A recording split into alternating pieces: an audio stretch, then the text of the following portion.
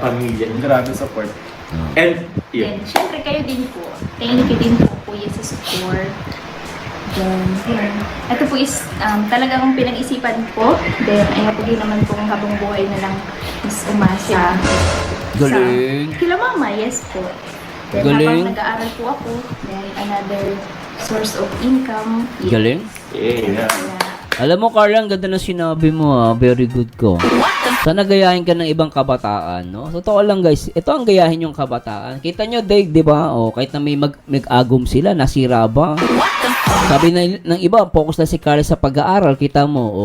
Si Carla, kahit may agom yan, nakapag-focus sa pag-aaral, na-active niya, naisipan niya pang mag-business. At maganda yung sinabi niya, ayaw niya, di tama yun eh. At least sa ganyang edad, hindi na siya ay aasa sa magulang niya. At manapa, siya pa nga yung makakatulong sa parents niya. At natutuwa ako kasi naisipan niya mag-business. Yan ang tamang mindset, guys. Yan ang tamang mindset. Naniniwala ko dito, sinabi ni Carla, no? At talagang, alam mo yun, no? May mga kabataan sa ganyang edad, umaasa pa rin sa magulang, pero siya naisipan niya. At tama to, Carla. Very, saludo ko sa'yo. At talagang napabilib mo ko. Totoo lang. then another source of income. Yes. Yeah. Kaya, Grabe! Kumbaga, Nice one daw. Isa di Jack Top yan. Andito. Oy! hello Shout po out, kay Mari. Jack. Hello, ate.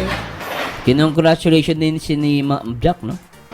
Yeah. Huwag mong sabihin, co-CEO ka ng Velvet Fox. So, may small business nga. Oh, May small business. Yeah. And ang kagandahan, guys, pwede na siyang simulan ngayon. Oh! Sabihin mo natin kung ano yung small business. Sige. So, pwede na. Start na siya. Okay. Sige. Sabihin mo natin kung ano yung Sige, small ewan nga business. pala. Go. So, Sakto, August 1 eh, no? August 1 na ngayon, no? ano magsabi? Ano sabi? Ano po ang small business namin po? Ito po is What? cosmetics. Ang atin po. Cosmetics. Grabe. Lip tint. Oh. Yes. Yan! Wow, lip tint. Tint!